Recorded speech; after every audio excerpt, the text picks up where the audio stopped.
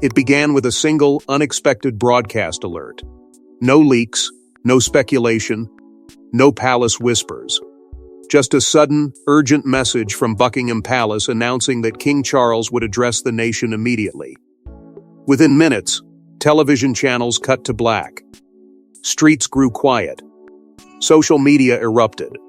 Something was different this time, and when the king stepped toward the podium, even seasoned royal insiders sensed history was about to fracture.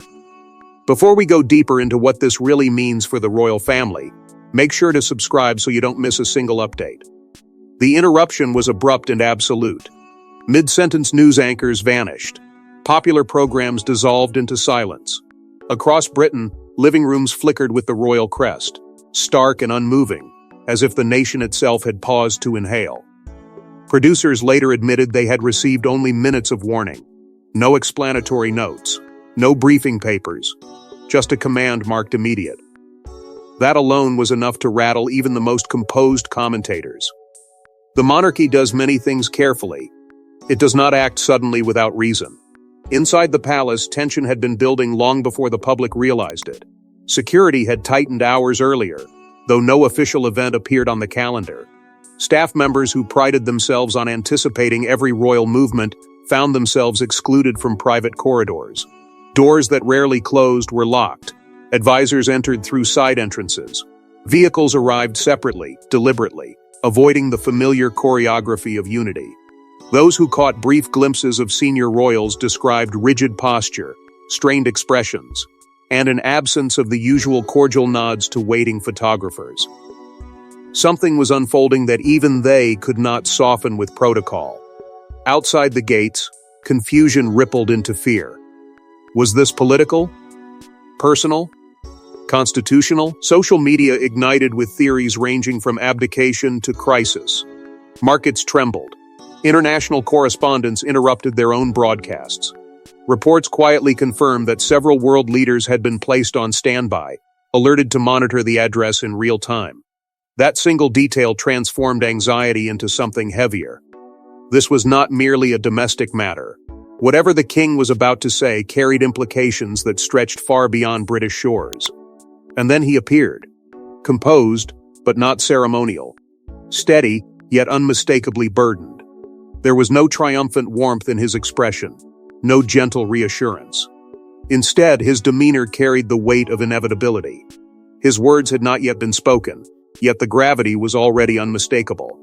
Observers would later dissect every pause, every shift in tone. But in that moment, what struck people most was what was missing. Queen Camilla was not at his side. For a monarch who had carefully presented unity since his ascension, the absence felt deliberate, calculated, or perhaps unavoidable. Across the country, millions leaned closer to their screens, bracing for revelation. Some hoped for reassurance. Others feared confirmation of their worst suspicions. Yet beneath all speculation lingered a deeper realization. This did not feel like a ceremonial update or a routine reform. It felt like a pivot, a line drawn, a decision forged in isolation. And as the silence before his first sentence stretched just a heartbeat longer than expected, the nation sensed that the monarchy they thought they understood was standing on the edge of transformation. But to understand why this announcement carried such explosive weight, we must first uncover the silent storm brewing behind palace walls for months. Long before the cameras switched on, insiders claim King Charles was wrestling with a decision so controversial it could redefine the monarchy. Forever. Private meetings grew longer. Trusted advisors reportedly divided. And family conversations? Explosive. What was happening inside those gilded palace rooms wasn't tradition, it was transformation. And not everyone agreed with the direction the king was quietly preparing to take. For months, pressure had been building in ways the public could not see, but could somehow feel.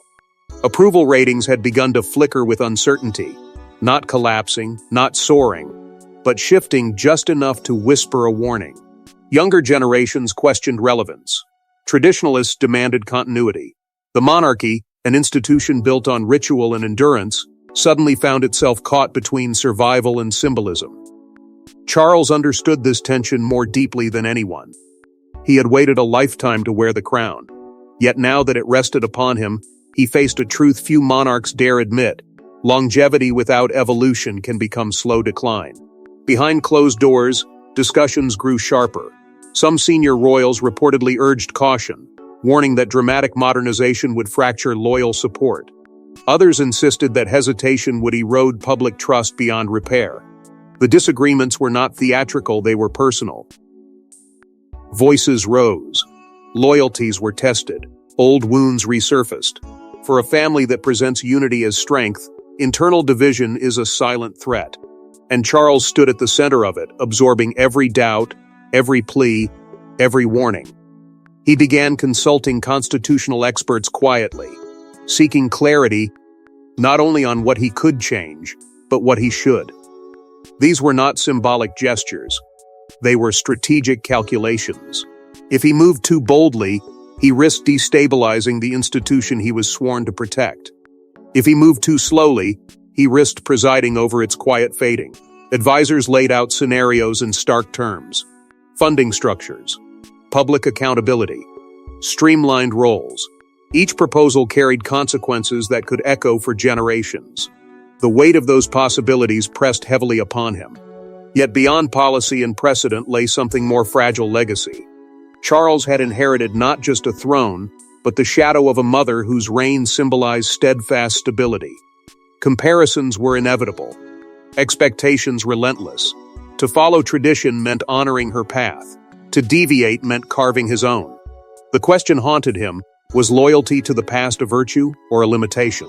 In private reflections, he reportedly spoke of purpose, of meaning beyond ceremony. He did not want to be remembered merely as a transitional monarch. He wanted impact.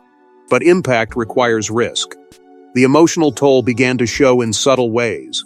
Close confidants described moments of isolation, the quiet burden of leadership at its highest level.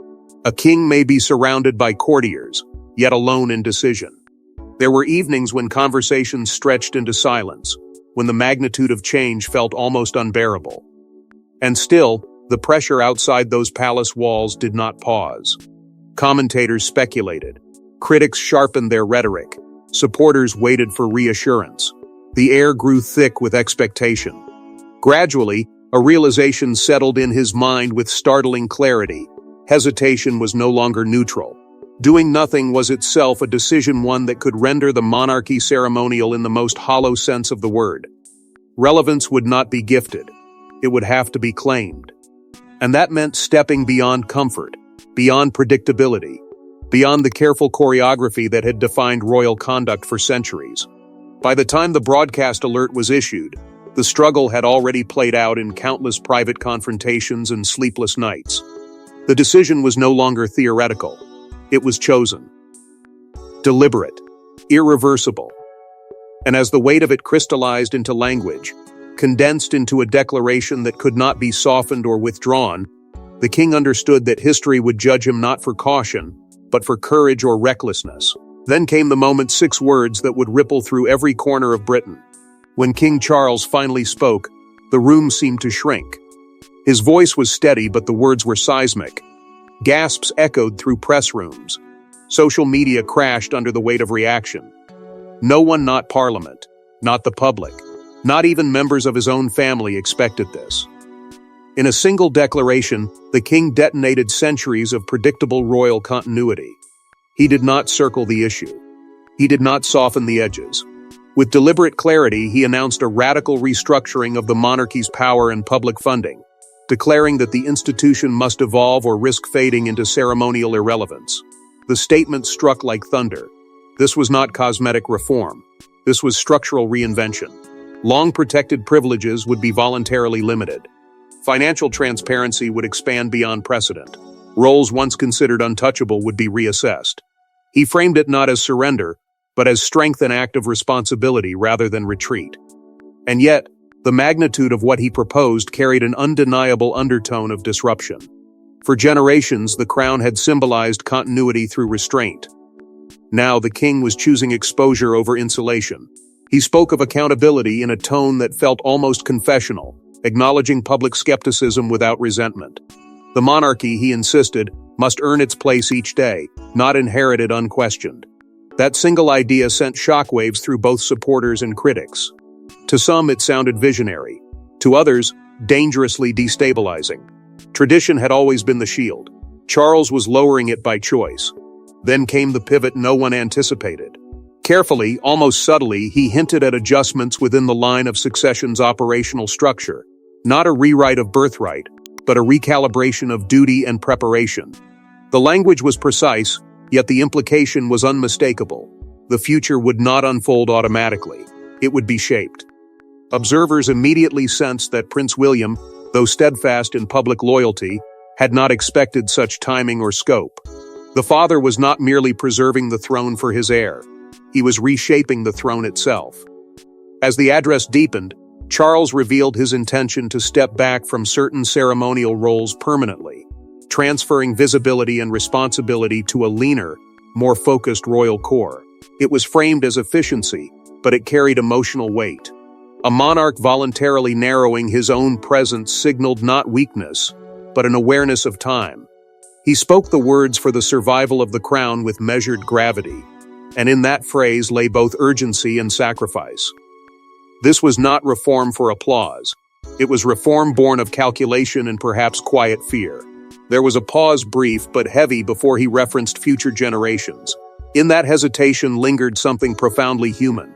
Not just a king thinking of heirs, but a grandfather imagining the world his descendants would inherit. The monarchy, he implied, must not burden them with outdated rigidity. It must offer them resilience. The silence that followed those words felt longer than it was, as if the nation collectively absorbed the realization that this was no passing experiment. It was a turning point. And yet amid the uproar, one absence continued to echo. Queen Camilla did not issue an immediate statement. Her silence, deliberate or cautious, only deepened speculation. Was she aligned fully with this bold redirection? Or had the speed of change unsettled even those closest to him? In royal life, timing speaks louder than commentary. The delay became a story of its own, amplifying the sense that this transformation carried layers still hidden from public view. By the time the address concluded, the air across Britain felt altered. Supporters praised courage. Critics warned of unintended consequences. Markets reacted. Commentators scrambled to interpret every syllable. But beneath the noise lay a quieter, more intimate tremor.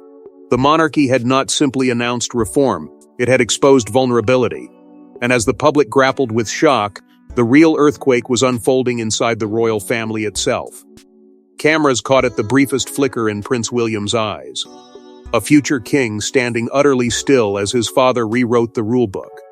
Was this unity or quiet rebellion? Royal watchers analyzed every muscle movement, every blink. Behind palace doors, sources say father and son faced their most pivotal conversation, yet one that could define not just a reign but a relationship. While the nation absorbed the magnitude of the announcement, attention subtly shifted to the heir. Insiders revealed that William had been informed only hours before the broadcast, not months. That detail alone carried weight. It suggested urgency. It hinted at trust but not full collaboration. For a man raised from birth to inherit the crown, timing matters. Preparation matters. And being told at the 11th hour that the institution he would one day lead was about to be reshaped signaled more than surprise. It signaled tension. William has long balanced modern instincts with respect for tradition. He understands public expectation, the hunger for relevance, the delicate line between transparency and mystique. Yet Charles's sweeping reforms introduced a new layer of uncertainty. Would limiting royal privileges strengthen the monarchy's moral authority or weaken its symbolic power? Advisors reportedly cautioned that constitutional ripple effects could surface slowly, destabilizing structures that had quietly endured for centuries. These were not abstract concerns. They were questions about durability, about permanence. Behind closed doors, the emergency meeting between father and son was described as measured but charged. Not an argument in the dramatic sense, but an exchange heavy with unspoken emotion. William, according to sources, pressed gently but firmly on long-term stability. Charles listened, resolute yet contemplative. There is something profoundly human about a father asking his son to trust a bold vision, and a son weighing loyalty against caution. In that private space, titles faded, and what remained was legacy versus readiness. The contrast in their public presence spoke volumes. Charles carried the authority of a man who had already made peace with his decision. William's composure, while disciplined, held a trace of calculation. Observers debated whether it reflected disagreement or simple shock. He did not contradict his father. He did not retreat.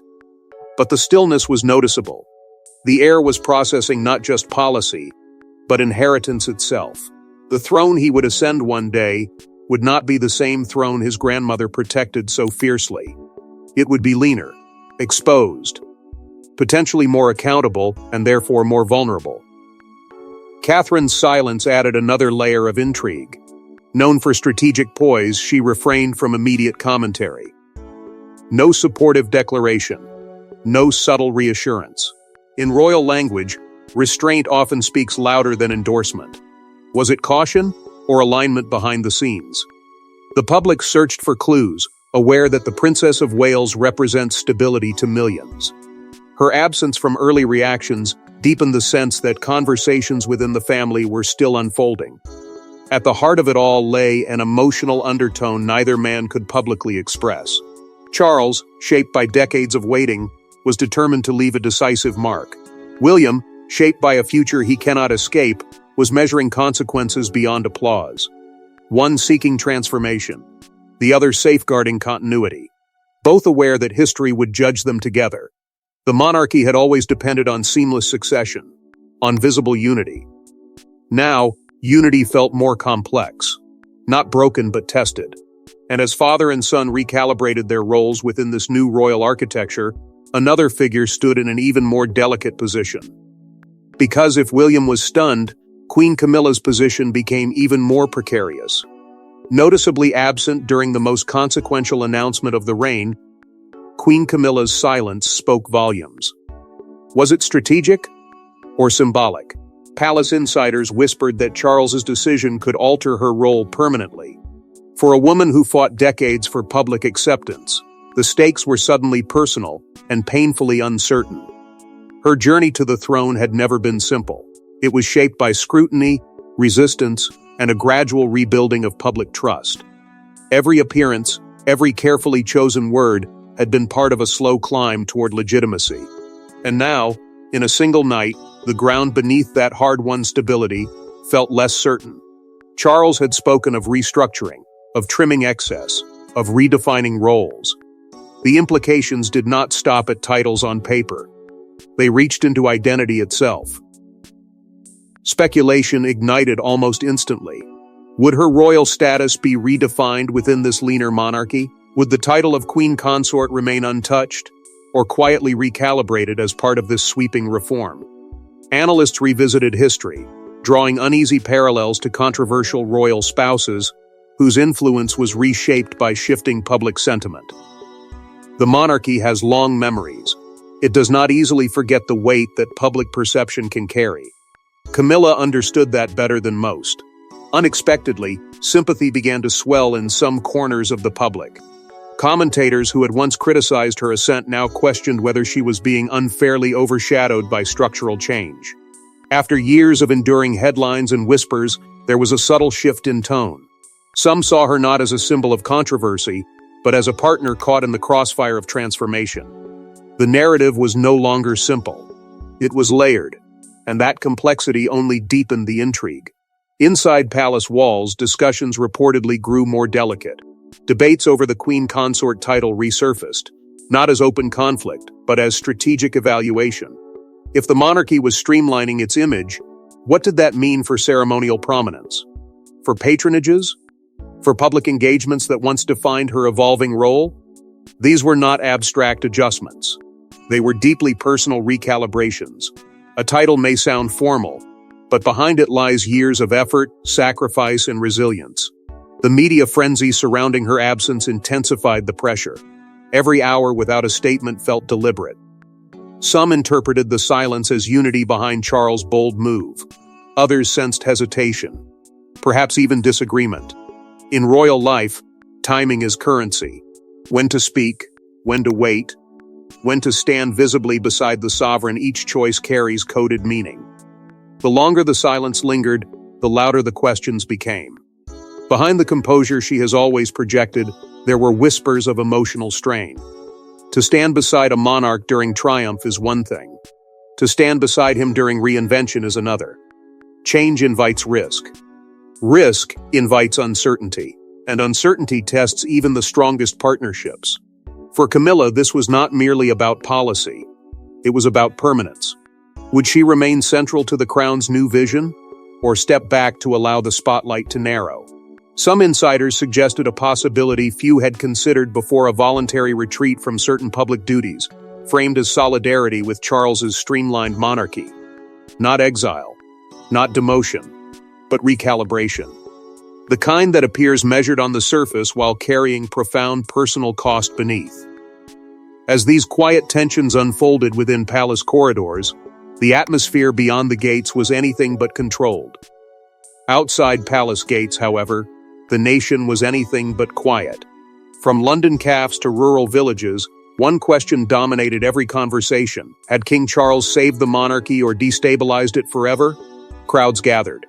Commentators clashed. Protesters and supporters stood meters apart chanting opposite futures. What was meant to secure the crown instead ignited a cultural reckoning Britain hadn't faced in generations. By morning, opinion polls surged with unprecedented velocity. Numbers shifted hourly, reflecting a nation thinking out loud. Support rose sharply among younger citizens who had long demanded transparency and reform.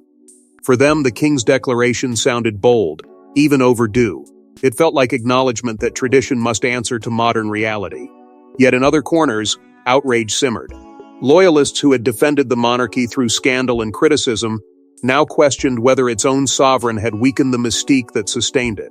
Stability, they argued, is built on continuity, not recalibration. The divide was not merely generational, it was philosophical. Some saw courage in voluntary limitation of privilege. Others saw vulnerability. The monarchy had always stood slightly above political turbulence, insulated by ritual and restraint. Now it had stepped directly into the conversation. That shift alone altered the emotional landscape of the country. Conversations that once felt abstract became personal. The crown was no longer distant, it was negotiating its relevance in real time. Inside Parliament, urgency replaced routine. Members scrambled to interpret the constitutional ripple effects of the king's proposals. What would restructuring funding truly mean for oversight? For accountability? For the delicate balance between symbolic authority and democratic governance?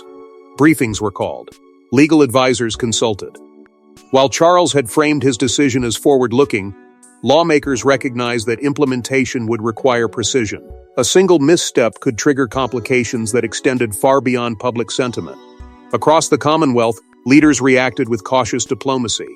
The monarchy's reach extends well beyond British borders, woven into historical and political frameworks that remain sensitive.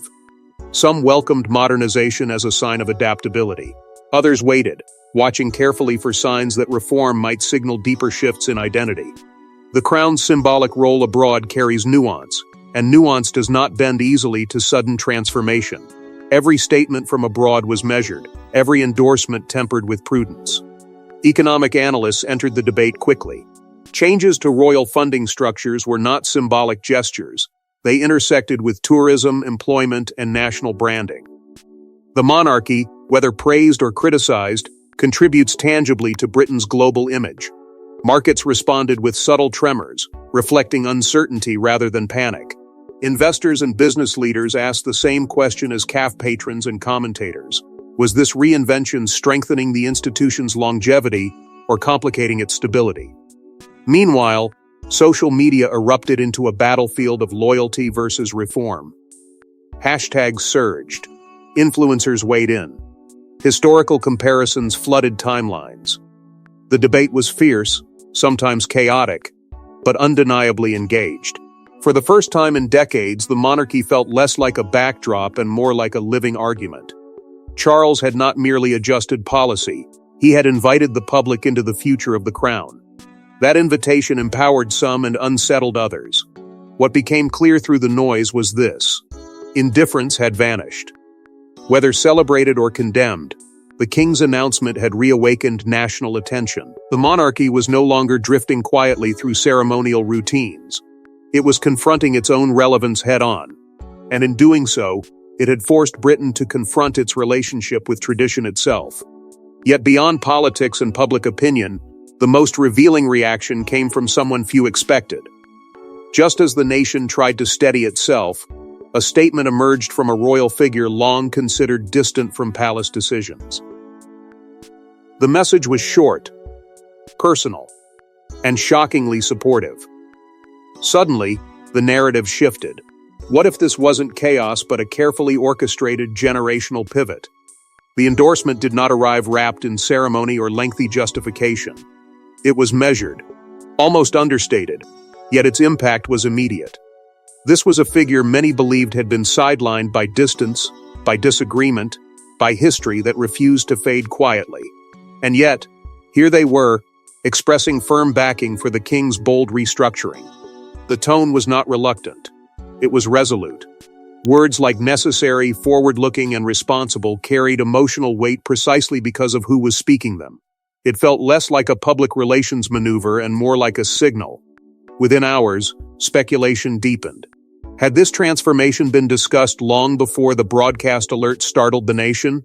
Was the apparent shock merely surface tension masking deeper coordination? The language of the statement hinted at continuity rather than rupture. It spoke of renewal without dismantling legacy. It emphasized strength through adaptation. For observers who had assumed fracture within the family, this support complicated the narrative. Perhaps unity had been quieter than assumed. More intriguingly, there were subtle notes of reconciliation woven into the message. Phrases acknowledging shared purpose. References to collective responsibility. It did not erase past divisions, but it suggested something had shifted behind closed doors. The monarchy, often portrayed as emotionally distant, suddenly felt layered with fragile mending. If this figure once perceived as separate could align publicly with Charles's vision, then perhaps the story was larger than conflict. Perhaps it was strategy. Media outlets recalibrated quickly. Headlines that had framed the announcement as reckless now began exploring a different angle. Visionary leadership supported by unexpected alliances. Commentators revisited earlier interviews, searching for clues that this pivot had been brewing quietly across generations. Some analysts proposed that what looked like radical reform was in fact a long game plan, one designed to prepare the institution not just for the next decade, but for the next era. The monarchy, often reactive, now appeared intentional. Public sentiment responded with subtle softening. Skepticism did not vanish, but hostility eased in certain quarters. If internal unity existed where fracture was expected, then perhaps the reforms were less impulsive than critics feared.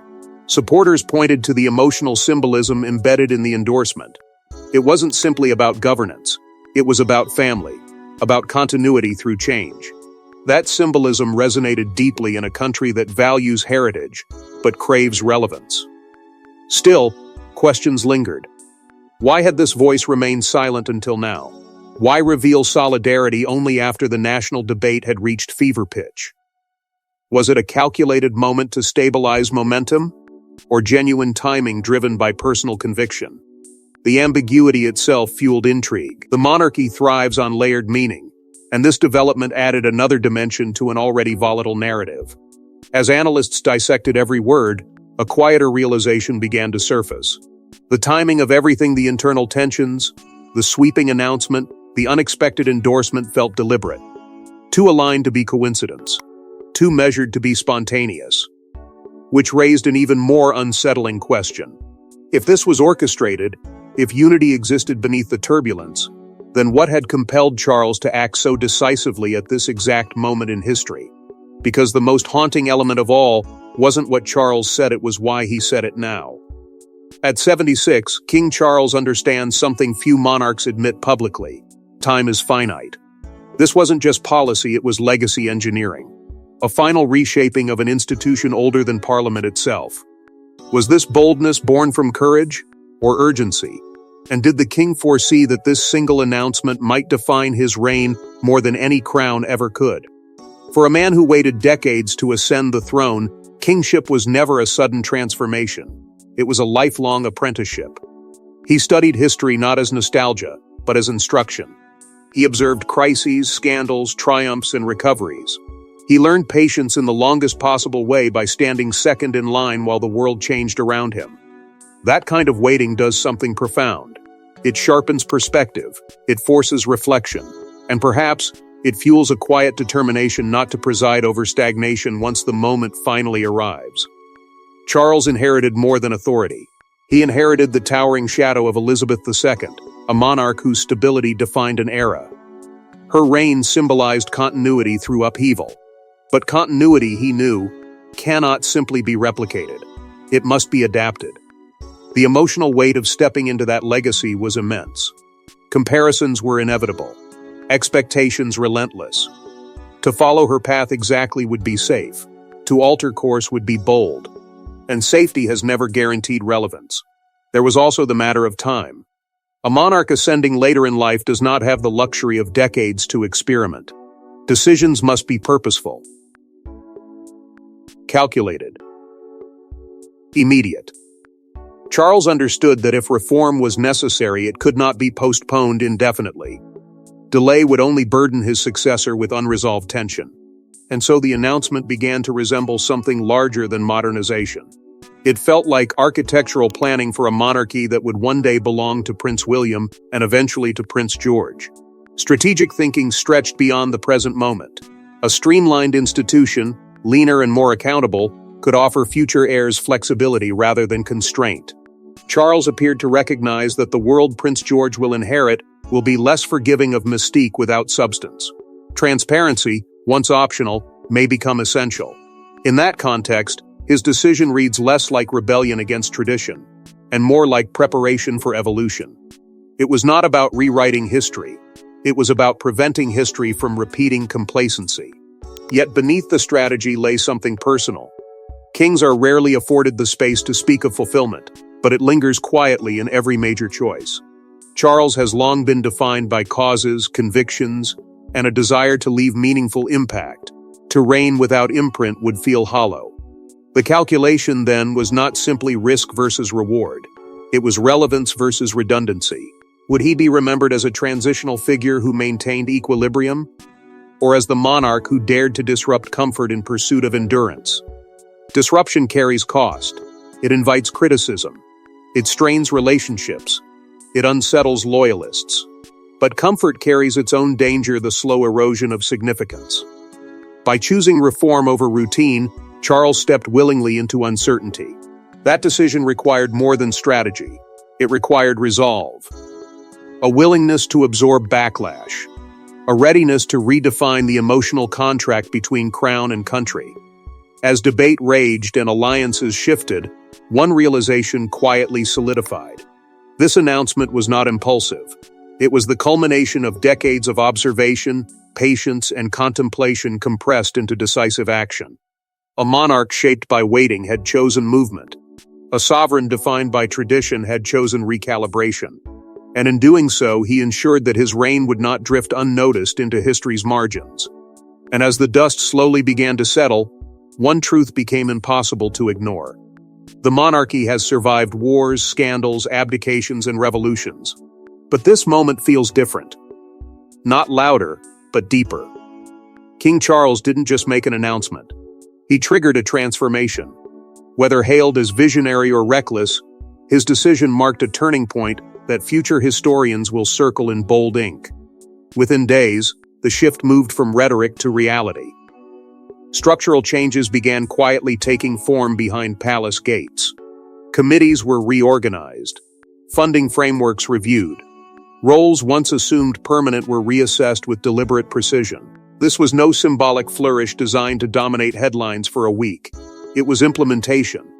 The machinery of monarchy, long accustomed to tradition, was recalibrating itself in real time. And with each adjustment, the message became clearer. This was not a momentary disruption, it was a permanent redirection. Transparency, once cautiously rationed, began to define the crown's new posture. Financial disclosures expanded. Public briefings adopted a more candid tone. The monarchy, often wrapped in mystique, now leaned toward intentional openness. It was a delicate balance. Reveal too much, and the magic dissolves. Reveal too little, and suspicion thrives. Charles had chosen to walk that tightrope, betting that honesty would fortify rather than fracture loyalty. The risk was immense, but so was the potential reward. As the institution evolved, Prince William's presence grew more pronounced. Not as a rival, not as a shadow, but as an active pillar of the future.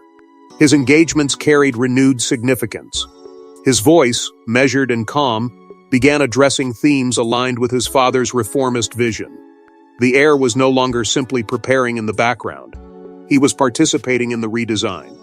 Observers noted a subtle but powerful shift. The monarchy was presenting continuity through collaboration, a generational bridge, visible and deliberate. Meanwhile, Queen Camilla's recalibration unfolded with quiet dignity. Her public appearances became more focused, more purposeful. There was no grand declaration of retreat, no dramatic statement of defiance.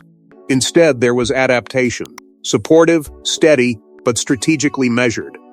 For a woman who had endured years of scrutiny, this phase demanded resilience of a different kind. She was no longer fighting for acceptance. She was adjusting to reinvention. Across Britain, the public began adjusting to what commentators called a leaner monarchy. The grandeur remained, but it felt more intentional. The pageantry carried new context. Citizens debated, critiqued, and defended the transformation. Yet gradually, the initial shock softened into cautious observation. Change, once resisted instinctively, started to feel inevitable. The crown was not disappearing. It was redefining its contract with the nation. Internationally, perception shifted as well. Some foreign leaders praised the bold recalibration as proof of adaptability. Others watched with curiosity, aware that few monarchies dare restructure themselves so openly. Britain's royal institution, long admired for its endurance, was now being studied for its flexibility. The world had expected preservation. It witnessed evolution. And still, the central question lingered in quiet conversations and opinion columns alike. Was this courage or gamble? Had Charles strengthened the monarchy's foundations, or exposed them to new vulnerabilities? The answer may not reveal itself for years, perhaps decades. But one truth stands undeniable.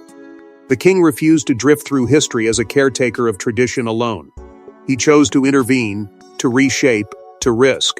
Because in the end, the crown may remain, but the man who dared to reshape it ensured that nothing about it would ever feel predictable again.